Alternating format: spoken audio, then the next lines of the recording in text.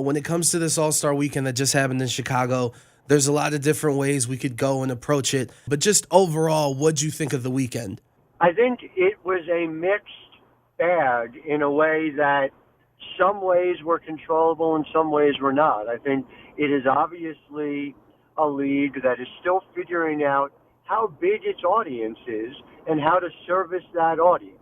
And when you look at a Saturday that involved an event that was ultimately closed to the public, it was not, for instance, put at the United Center when Wintrust Arena was not available.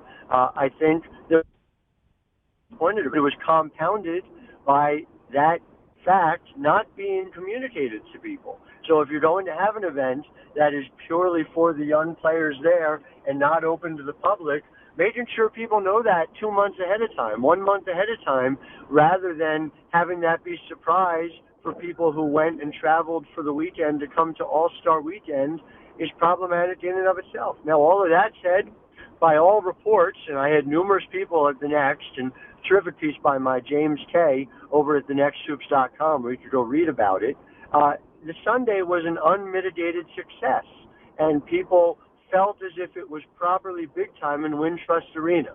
The league is 26 years old. That is very young. It needs to find ways to grow. Sometimes that's going to be experimenting in ways that work. Sometimes it's going to be experimenting in ways that don't work as well.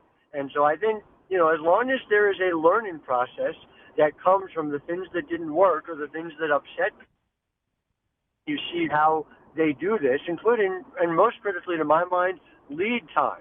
More lead time for these events. The NBA knows where All-Star is going to be 2 years out. We need to start seeing that, and more importantly, the WNBA needs to know, and its fans need to know as well.